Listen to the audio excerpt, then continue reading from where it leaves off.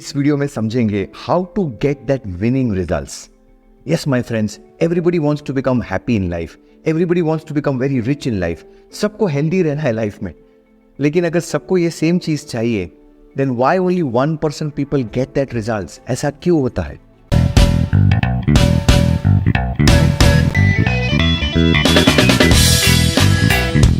पहले स्टडी करते हैं। क्या आपने ऐसे लोग देखे हैं जो बहुत मोटे हैं, they are very obese, but फिर भी जंक फूड खाते रहते हैं? उन्हें पता है कि उन्हें वो बर्गर नहीं खाना, बट फिर भी नहीं यार, आने दे यार, आने दे। ऐसा क्यों होता है?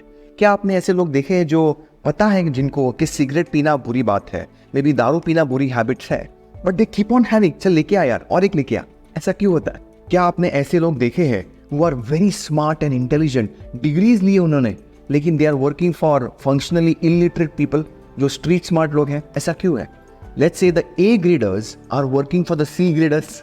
ऐसा क्यों होता है? नॉर्मली एजुकेशन को हम ऐसा मानते हैं जैसे हमने कुछ चीज़ें हमने मेमोरी में रख दी, एग्जाम टाइम है, मे बी 2-4-6 दिन पहले हमने बुक किताब खोली and now we are ready to vomit.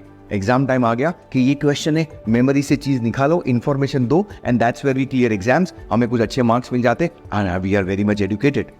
शायद से that is not the real meaning of education. John Ruskin ने बहुत ब्यूटीफुल वे से डिफाइन किया है what is the real meaning of education. Education does not mean teaching people what they do not know, whereas education means teaching them to behave as they are not behaving। शायद से यही तो सही माने में education है, जो आपको बताएगा कि किस तरह से आपको बिहेव करना है, बिकॉज आपके बिहेवियर कंट्रोल करेंगे आपके रिजल्ट्स को। सो लेट्स अंडरस्टैंड कि ये बिहेवियर कैसे कंट्रोल करता है, और तभी तो हम हमारे रिजल्ट्स को कंट्रोल कर पाएंगे। हमारे मेंटर बॉब प्रॉक्टर ने इसका बहुत बेहतरीन जवाब दिया है। कौन सी वो चीज है जो कंट्रोल करती है आपके सारे बिहेवियर को? इस चीज का नाम है paradigms. Yes my friend, paradigms is the answer which controls all your behaviour. एक नॉर्मल पर्सन को आप पूछेंगे कि ये क्या है चीज पैराडाइम, आई मीन ये पैराडाइम वर्ड शायद से मैंने सुना है, नहीं सुना, I am not sure about it.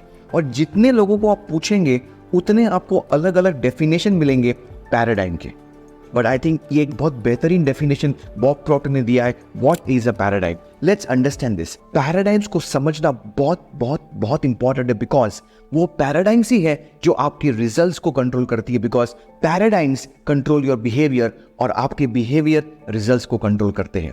So let's understand the textbook definition of paradigm as defined by Bob Proctor.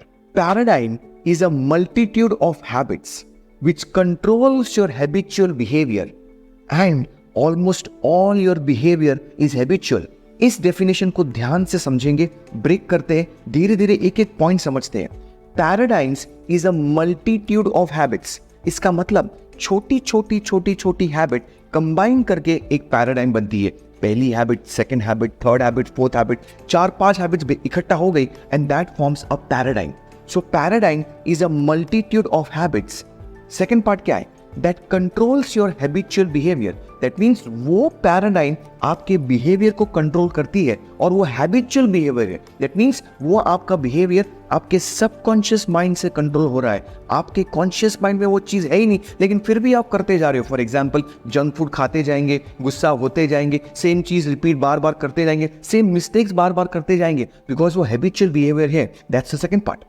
So paradigms is a multitude of habits that controls your habitual behavior, and almost all your behavior is habitual. Last part क्या समझा रहा है? That ज्यादातर लोग same चीजें बार बार repeat करते हैं, same thinking, same things, same actions बार बार अगेन। व्हाई? हमारा brain is a very lazy brain. एक बार ब्रेन ने डिसाइड कर लिया कि I am going to act this way, तो फिर वो वापस सोचेगा ही नहीं, तो वो हैबिट बन जाती है। Almost all our behaviour is habitual. That's the real meaning of paradigm. इसको वापस रिपीट करेंगे, all 3 parts coming together. Paradigm is a multitude of habits that controls your habitual behavior, and almost all your behavior is habitual. Most important word in this particular sentence is almost all your behavior. इसका मतलब ये कि आपका सारा behaviour habitual नहीं है। आपके conscious mind में ये पावर है जो आप आपके बिहेवियर को चेंज कर सकते हो। जैसे आपने आपके कॉन्शियस माइंड से आपकी हैबिट्स को चेंज करना शुरू कर दिया, आपका बिहेवियर चेंज हो जाएगा। इतना simple concept. then why people are not getting the results? Why people are not able to change their paradigms? क्यों paradigms को change नहीं कर सकते हैं? Because most people do not understand कि paradigms बनती कैसी है और paradigms को कैसे change कर सकते हैं. इस वीडियो में I'm going to explain to you a very simplified process कि आप अपने paradigm को कैसे change कर पाएंगे, और जब ये paradigm change हो गई ऑटोमेटिकली आपका बिहेवियर चेंज होएगा, ऑटोमेटिकली आपके रिजल्ट्स चेंज होंगे. As simple as that. Most people focus on the behaviour. वो बिहेवियर को चेंज करने जाते हैं, समझते नहीं है that behaviour is an effect. अगर बिहेवियर को परमानेंटली चेंज करना है तो आपको उनकी रूट कॉज पे जाना होगा, और वो root cause is paradigms. Paradigms बनती कैसी है पहले इसको समझते हैं, and then I will explain to you how to change that paradigm. Paradigms कैसे बनती है? It starts from when we are born in a mother's womb. Before we are born on planet Earth, जब भी हम conceive होते हैं हमारे माँ की कोख में, that is from that point of view आपकी पैराडाइम, आपकी बिलीफ सिस्टम्स बननी स्टार्ट होती है. जैसे बोला गया है गर्भ संस्कार, कि जैसे आपके इमोशंस आपके मदर के रहेंगे, that's the same way you're going to get that paradigm. So even before you're born, the paradigm starts to build inside your conscious subconscious mind. Second most important way is your environment. जिस माहौल में आप जन्मे, that outside environment starts to control your paradigm. For example, जैसे बचपन में हम नादान हैं, our 5 senses are not so much powerfully used. So जो आउटसाइड की एनवायरमेंट होती है वो कंट्रोल करती है आपके पैराडाइम को, आपके बिलीफ सिस्टम्स को. फॉर एग्जाम्पल, ऐसा माहौल घर में है कि रात को 12 बजे से पहले मुझे घर पे आना है, सो वो एक बिलीफ सिस्टम बन गई. लेट्स से ऐसा एनवायरनमेंट है कि हमारे घर में किसी ने धंधा किया नहीं है, सभी लोगों ने नौकरी की है, तो वो एक पैराडाइम बन गई. मे बी ऐसा माहौल घर में है कि love marriages impossible, only arrange marriages, तो वो एक माहौल बन गया, वो एक एनवायरनमेंट बन गई, और वो आपकी पैराडाइम बन गई. बिकॉज एज किड्स हमारे 5 सेंसेस डेवलप नहीं होते, तो जो भी बाहर का एनवायरनमेंट है that starts to control our conscious thinking. तो ये सब चीज़ों से आपकी पैराडाइम बन जाती है. Some past experiences, some past behaviour, कुछ ऐसे नुकसान हो गए, maybe some bad incidences happening in our life, all that starts to create your paradigm. तो पैराडाइम तो बन गई, उसका मतलब कि मैं I will not never be able to control my future. No, how can I change my paradigm? इसका अगर जवाब मिल गया आपको, और अगर आपने इसको प्रॉपर प्रैक्टिस किया, you can be the master of your fate, you can be the captain of your soul. It's not rocket science, ये रॉकेट साइंस नहीं है, बट फिर भी लोग समझ नहीं पाते हैं. There are only 2 ways, yes my friend, only 2 ways to change your paradigm. आपके बिहेवियर को चेंज करने के लिए, आपकी बिलीफ सिस्टम्स को चेंज करने के लिए ओनली 2 ways. कौन से वो 2 तरीके हैं to change your paradigm? Number 1, deep emotional impact. पहली चीज जिससे आप अपनी पैराडाइम चेंज कर सकते हो is deep emotional impact. What do you mean by deep emotional impact? ऐसी कोई घटना, some situation in the past which has created very deep strong emotions. Simple examples, जैसे COVID-19, very deep emotional impact. I mean, we are all COVID warriors. We are part of history. We survived the COVID time. Situation इतनी tough हो गई थी, businesses shut down हो गए. I mean, some people lost their jobs. Some people lost their family members, friends, relatives. I mean, कितने लोग शिकार हो गए this COVID की बीमारी का. So what happened? It was a very deep emotional impact. कुछ लोगों ने ऐसी चीजें की जब कभी की नहीं थी, maybe घर में लॉकडाउन में, whatever things happened, that was really really tough times. But we survived that. But it created a deep emotional impact. One more example, let's say Mumbai में 26 जुलाई की बाढ़ आ गई. I mean, floods were there in Mumbai. Let's say the 9/11 attacks of the World Trade Center, जहाँ पे the buildings crashed. Deep emotional impact. Something which happened in the past. कुछ फिल्मी example आपको देता हूँ, so it becomes very clear for you कि deep emotional impact कैसा है. Retro example, Amitabh Bachchan classic दीवार पिक्चर, मेरा बाप चोर है. डीप इमोशनल इम्पैक्ट हो गया, बस जिंदगी भर वो जहन में चीज रह गई. Paradigm change of Amitabh Bachchan. आपने देखा होगा कि these examples of deep emotional impact आज ज्यादातर नेगेटिव एग्जाम्पल्स है. सो ये इंपॉर्टेंट चीज है to change your paradigm, but शायद से इस चीज पे हम रिलाय नहीं करना चाहते. I mean, why should we take chances कि ऐसी कोई चीज घटे जिस इज वेरी वेरी नेगेटिव, एंड उस नेगेटिव चीज से मेरी पैराडाइम चेंज हो. Why should we take chances? शायद से we might lose something which is very precious. Just because to change the paradigm, we cannot rely on the first habit of changing the paradigm, which is deep emotional impact. So we have the second way of changing your paradigm. And this is by far the most powerful way and the most reliable way to change your paradigm. कौन सी है ये second habit?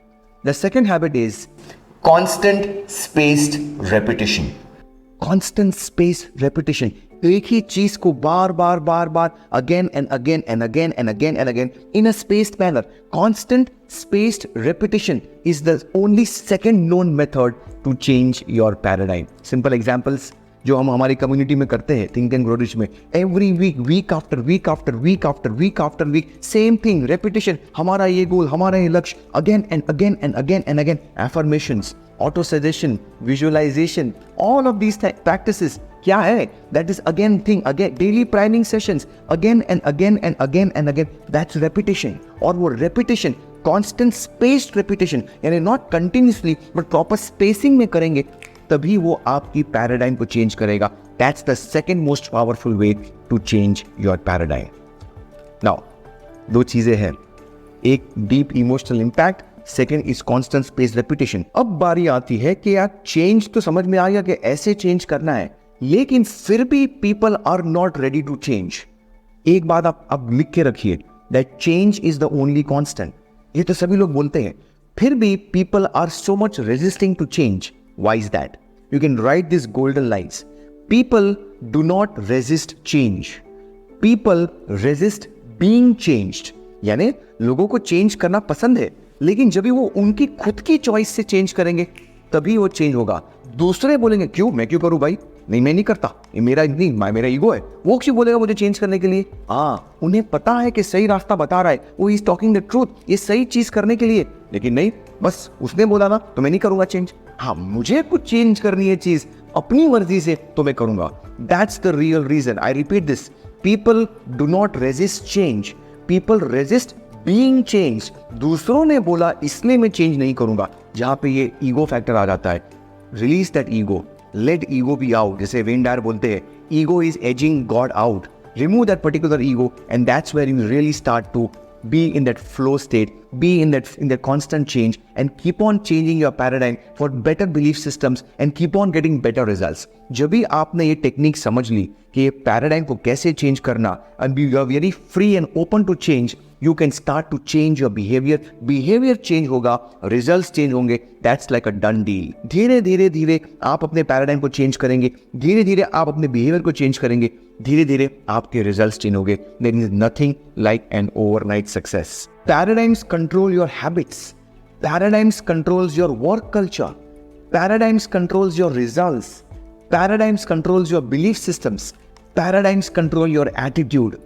क्या जबरदस्त चीज है. और जब भी आपने आपकी पैराडाइम को कंट्रोल करना सीख लिया, you can be the master of your fate. You can be the captain of your soul.